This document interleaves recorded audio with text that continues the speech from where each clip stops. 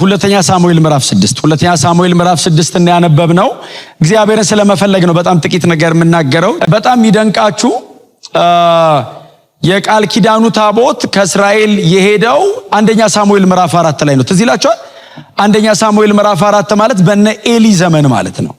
በነ ኤሊ ዘመነ መንግስት የምታስታውሱ ከሆነ ኤሊ ካህን በነበረበት ጊዜ የእግዚአብሔር የቃል ኪዳን ታቦት በጦርነት መካከል እስራኤላውያን ድል ተነሱ ይላል መጽሐፍ ሲናገር። እስራኤላውያን ለመዋጋት ወጡ። አፍኒና ፊንሐስ ነበሩ በጦርነቱ ላይ እና ለመዋጋት ሲወጡ እስራኤል ተሸነፈች እና ህዝበ እስራኤል በሙሉ ተመለሰና ለምንድን ነው የተሸነፍነው በጦርነት እንዴት ድል እንደረጋለን ብለው ተመለሰው ሲጠይቁ ህዝቡ በሙሉ ተሰበሰበና ምን አለ?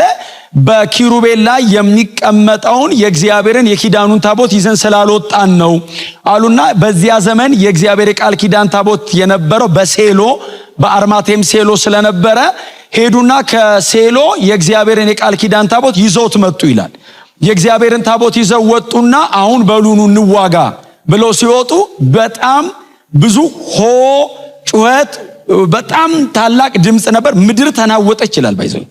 በዚህ ጊዜ ፍልስጤማውያን ፈሩ ይልና ሲዋጉ እስራኤል ድል ተነሳች ይላል። ፍልስጤማውያን አሸነፉ ብቻ እኮ አይደለም፣ የእግዚአብሔር የቃል ኪዳን ታቦት ወደ ፍልስጤም ሀገር ተወሰደ ይላል።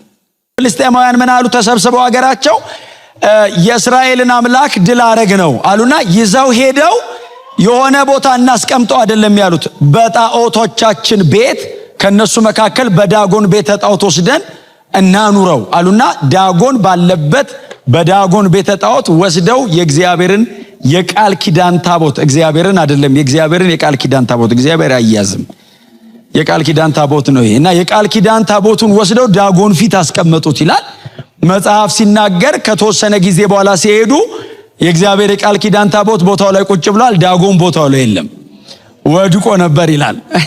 ማንም የለም። በጣም እኮ ነው የሚገርመኝ። ካህን እያለ ስንት ነገር እያለ እምቢ ያለ እግዚአብሔር ብቻውን ያለ እኔ እግዚአብሔር አይሰራም የሚሉ አንዳንድ ትምህርቶች አሉ። ይሄው ብቻውን ሰው ባለበት እምቢ ብሎ ሰው በሌለበት እግዚአብሔር ብቻውን ዳጎን ወድቆ አገኙት ይላል። እጅና እግሩ ተሰብሮ ነበር ይላል። እንደው በአጋጣሚ የሆነ ነገር ጥሎ ተሰብሮ ነው ማለት ነው ብለው መልሰው ቦታው አስቀመጡት ይላል። አስቀምጠውት ሄደው ከሆነ ጊዜ በኋላ ሲመጡ እንደገና ወድቋል ይልና ጭንቅላቱ ተሰብሮ ነበር ይላል። ጌታ የተባረከ ይሁን። ጭንቅላቱ ተሰብሮ ከቦታው ወድቆ ነበር ይላል።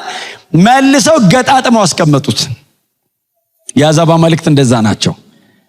ያው ፈጣሪው በእድሜ ይበልጠዋል። ተከታዩ እንደሚፈልገው አድርጎ ነው የሚሰራው። ከዛሬ ጀምሮ ለፕሮስፔሪቲ አንተ ነህ ይለዋል፣ ለፈርቲሊቲ አንድ ይሰራል።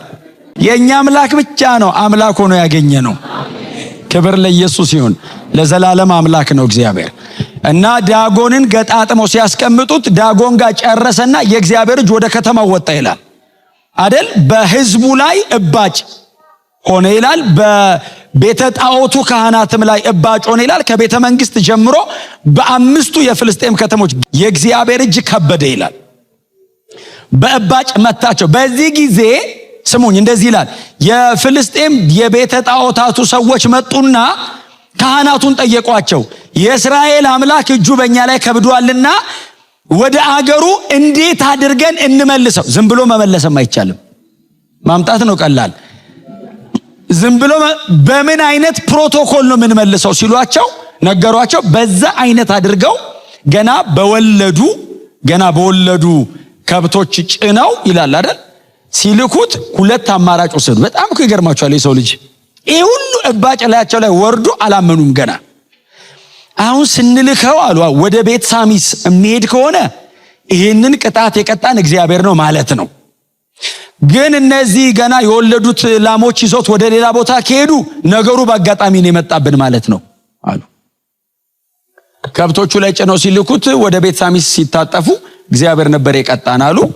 የቤት ሳሚስ ሰዎች ተቀብለው ይዘው የመጡትን ከብቶች መስዋዕት አድርገውለት የእግዚአብሔርን የቃል ኪዳን ታቦት በከፍተኛው አለት ላይ ወስደው አስቀመጡት ይላል። ከዚያ ነው ወደ ቂርያትያሪም ወደሚባለው ዛሬ ዳዊት ሄዶ የሚያመጣበት ማለት ነው። በጣም የሚገርማችሁ የተማረከው በኤሊ ዘመን ነው። መሐል ላይ የሳኦል 40 ዓመት አለ። ሳኦል አልፈለገው። አሚናዳብ ቤት ገባ ይላል። 20 ዓመት ሙሉ ኖረ። ምክንያቱም አቢዳራ ቤት 3 ወር ሲቀመጥ ባረከው። አሚናዳብ ቤት 20 ዓመት ኖሮ ኖርማል ነው። ሕዝበ እስራኤል በሙሉ ሀብታም የሆነበት አንዱ ኪንግደም የዳዊት ኪንግደም ነው። የዳዊት አይነት ጦረኛ በእስራኤል ታሪክ የለም። የትም ይውጣ ድል አድርጎ ይመጣል። በዙሪያው ያሉ ጠላቶቹን በሙሉ ድል አድርጎ ከጨረሰ በኋላ እንደዚህ አለ፣ የእስራኤልን አምላክ እግዚአብሔርን ሄደን ወደ ከተማችን እናምጣ። አሁን ብዙ ሰው ለድል ነው የሚፈልገው። ዳዊት ድል ጨርሶ እግዚአብሔርን ይፈልገዋል። ምንድነው የምትፈልገው? ራሱን እግዚአብሔርን። ከድል ጋር የተገናኘ አይደለም። እግዚአብሔር ከማግኘቴ ከማጣቴ ጋር የተገናኘ አይደለም። ቢገለኝም አጠገቤ ቢምጣ። አሞጽ 6:9 ላይ ነው። ጌልጌላ ትቃጠላለች ይላል፣ ቤቴልስ ትፈርሳለች አለ። እኔም ፈልጉ በህይወት እግዚአብሔር ለጥርመሳ አይደለም የሚፈለገው ነው። መኖሪያ ነው እግዚአብሔር። ለህይወት ነው እግዚአብሔር የሚፈለገው። ለሆነ ስኬት አትፈልጉት። በር ዝግትግት ሲል እግዚአብሔር አይባልም። ክፍትፍት ብሎም እግዚአብሔር ሆይ ነገር በሙሉ ተቃንቶለታል። ዳዊት ድል በድል ነው። ከኤፍራጥስ ወንዝ እስከ ሜዲትራኒያን ድረስ የሱ ግዛት ነው። ባይዘው ስማ፣ ከዳዊት ወታደሮች መካከል አንዱ ማለት ነው እየሮጠ ዮርዳኖስን ይሻገራል። ሰው በጀልባ አይሻገረውም። ወረደ ይልና አንዱ እኮ ነው የሚከተለው፣ ከኃያላኑ መሃል አንዱ ወረደ ይልና አንበሳ ገሎ መጣ ይላል። 3 ሜትር ቁመት ያለውን ግብፃዊ በእጁ ምንም ሳይኖር ገሎት ወረደ ይላል። እንደነዚህ አይነቶች ናቸው ከከስሮ ያሉት። አይደላደልም በእነሱ። ይሄ ሁሉ ነገር ኖሮት እግዚአብሔርን እንፈልገው አለ። የት ነው ያለው እግዚአብሔር ብሎ ጠየቀ። የቃል ኪዳኑ ታቦት የት ነው ያለው ብሎ ጠየቀ። በቂርያት ያሪም አሚናዳብ ቤት ነው ሲሉት ሄደን እናምጣዋ አለና እግዚአብሔርን ለማምጣት 30,000 ሰው መለመለ ይላል። ጥሩ የሆነ ሰረገላ እናዘጋጅለት፣ ገና ባልወለዱ እንትኖች እናሸክም አለና 30,000 ህዝብ ተሰብስቦ አሚናዳብ ቤት ሄደ።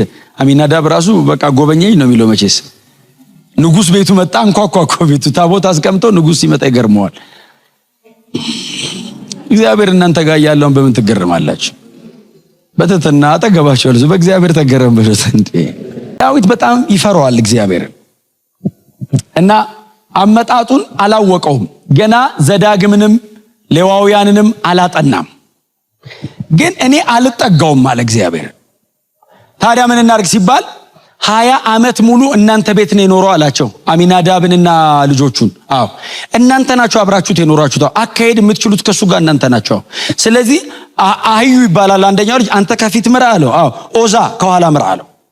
እኛስ እያሸበሸብን እያልን ከፊትና ከኋላ እንሆናለን። እናንተ ታቦቱ አጠገብ ቁሙ አላቸው። አብሮ የኖረ ይሻላል ብሎ ነው እንዴ እግዚአብሔር። እንዴ አካሄዱ ከባድ ነው። የእስራኤል አምላክ ይሄ ታቦት ላይ ተቀምጦ የሚፈራ አምላክ ነው አንተ ውስጥ ገብቶ የሚኖረው። እውነቴን እኮ ነው በላቸው። አዲስ ኪዳን እኮ ምን አይነት ኪዳን ነው? በኢየሱስ ደም አድርጎ እኔ ውስጥ ገብቶ ያድሮ እኮ ይሄ ነው። አምላኩን ይወዳል ዳዊት። እያሸበሸቡ ሲሄዱ ይላል አይደል፣ የናኮር አውድማ ጋር ደረሱ። የናኮር አውድማ ጋር ሲደርሱ ከብቶቹ ራሱ ይገርማሉ፣ ተደናቀፉ ይላል። ሲመሯቸው አውድማው ላይ ሲደናቀፉ፣ ኮረብታማ አካባቢ ሲደናቀፉ ይላል። እንግዲህ ዘንበል ሲሉ የእግዚአብሔር የቃል ኪዳን ታቦት መውደቁ ነው ብሎ መጽሐፍ ሲናገር ኦዛ ደገፈው አይደለም የሚለው፣ በድፍረት ደገፈው የሚል ቃል አለ። ለምዶት እኮ ነው። ምንኛ ቤት ቦታ ሲጠበብ ድገር ግን ፈቀቅ እናደርገው የለ እንዴ ብሎ እጁን ሲልክ እግዚአብሔርም ቀሰፈው። እግዚአብሔር አይደገፍማ። እግዚአብሔርን እኮ አልደግፈውም በፍጹም። እኔን ተማምኖ እግዚአብሔር መንገድ አይጀምርም። እንኳን እኔን ተማምኖ መንገድ ሊጀምር አይደለም እኔን ተማምኖ አያስጀምረኝም። እንኳን እሱ አይደለም እኔን አያስጀምረኝም። እኔን ተማምኖ ምንም በህይወታችሁ ላይ ያለ ነገር በእግዚአብሔር ላይ ብቻ ባለ ነው። በፍጹም እናንተ የላችሁበትም። ሊደግፈው ሲል ቀሰፈው፣ ወድቆ ሞተ ይላል። በዚህ ጊዜ ዳዊት እንደዚህ አለ፣ እኔማ የእግዚአብሔርን የቃል ኪዳን ታቦት ይዤ አልሄድም አለ። እኔ ኧረ ስንት ጉድ አለኝ አለ። እኔማ ይዤው ከሄድኩኝ ማለቄ ነው አለ፣ እሞታለሁ አለ። እና ሲባል በዛው አካባቢ መንገድ ቀይሩና አቢዳራ ቤት ማን የተሻለ አለ፣ ጥሩ ማን አለ ሲባል አቢዳራ አለ አሉት። እሱ ቤት ይግባ አለ። የእግዚአብሔር የቃል ኪዳን ታቦት እንዴት እንደሚመጣ ፕሮቶኮሉን ገና ስላላወቁት ነው። ዘኍልቍ ምዕራፍ 7 ላይ ታገኙታላችሁ። በምን አይነት መንገድ እግዚአብሔር ወደ ቤቱ እንደሚመጣ እግዚአብሔር ኦልሬዲ በሙሴ በኩል ሕግ ሰጥቷል። ማን እንደሚሸከመው ቀዓታውያን ካልሆኑ በቀር የእግዚአብሔር የቃል ኪዳን ታቦት ማንም ብድግ አድርጎ ሊይዘው አይችልም። ቀዓታውያን ከተመረጡ አራራውያን ቀዓታውያን የሚባሉ አሉ። ቀዓታውያን የእግዚአብሔርን የቃል ኪዳን ታቦት በመሎጊያ ውስጥ አድርገው እነሱ ብቻ ናቸው የሚሸከሙት። አላወቁም። ብድግ አድርገው አፈፍ አድርገው ይዞት ሲሄዱ እግዚአብሔር መሃል ላይ ይሄንን ሲያደርግ ዳዊት ይዤ አልሄድም አለ። መንገድ ይቀይር ተባለና እግዚአብሔር አቢዳራ ቤት ገባ። አንዳንድ የመጽሐፍ ቅዱስ ክፍሎች ኖርማል አይደሉም። የአስፈሪ አምላክ አቢዳራ ቤት ገባ ይልና አቢዳራ ቤት ሲገባ 3 ወር ተቀመጠ ይላል። ያቺ 3 ወር ዳዊት የእግዚአብሔርን የቃል ኪዳን ታቦት እንዴት አድርጌ ነው ወደ ኢየሩሳሌም የማመጣው ብሎ እያጠና የቆየባት 3 ወር ነች። ሕግ ሲያጠና ነው የከረም። ምንድነው? ምክንያቱም አቢዳራ ቤት ይኑር አይልም ዳዊት። እኔ ከተማ መምጣት አለበት ነው። እስኪ ግን እንዴት ነው የምናመጣው ነው ሌላ ስብራት እንዳይገጥመን ብሎ አቢዳራ ቤት ሲያኖረው አቢዳራ እግዚአብሔር እንደሚፈልገው አድርጎ ያዘው። የአቢዳራን ቤት እግዚአብሔር በውስጥም በውጭም እንደባረከ ንጉሱ ሰማ ይላል። ያው የውስጡ ሰላም ረፍት ምናምን ነው፣ የደጁ ደግሞ የሚታየው ነገር ነው። በእውነት እግዚአብሔር እናንተ ቤት መኖሩ ያስታውቅ።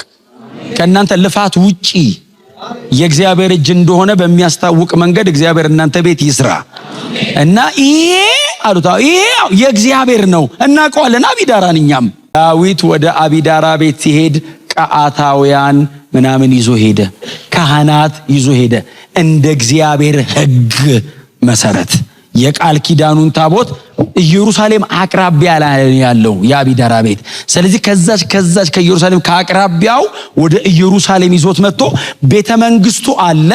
በቤተ መንግስቱ በስተሰሜን ትይዩ ነው ባይዘዌ ቤተ መቅደስ ምንድነው መገናኛ ድንኳን ይሰራለት። ቶሎ ዳዊት የሚመላለስበት መንገድ ላይ ነው የመገናኛ ድንኳን ያደረገው። ለምንድነው? ባለፈ ቁጥር ማየት ይፈልጋል።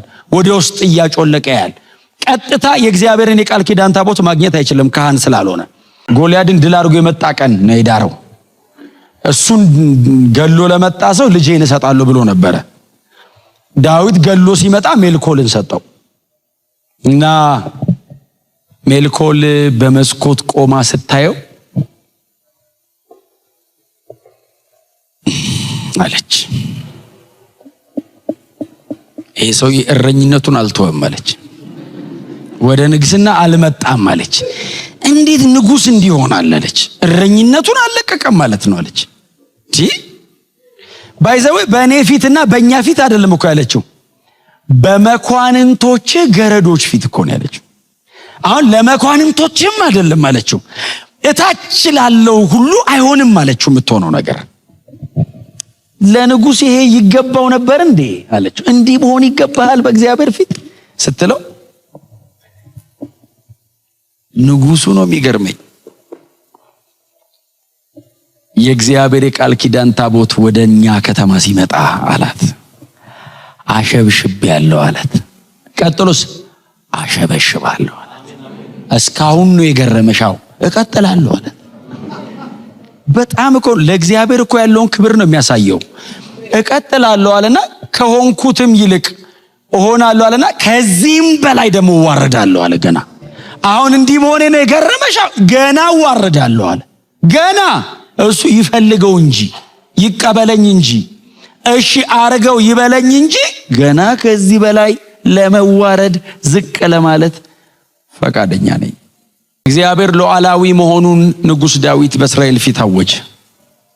እግዚአብሔር የበላይ ነው አለ። እኔ ለእስራኤል ንጉስ ነኝ። አዎ ይሄው ተናገረኮ፣ በአባትሽ ቤት በእስራኤል ሕዝብ ላይ ንጉስ አርጎኛል፣ ንጉስ ነኝ። አዎ እሱ ግን አምላክ ነው። አሁን የመጨረሻ ሰው እኔ አይደለሁም አላት፣ ከኛ በላይ አለ አላት። አምላክ እግዚአብሔር በእስራኤል ላይ ልዑል ነው አለ።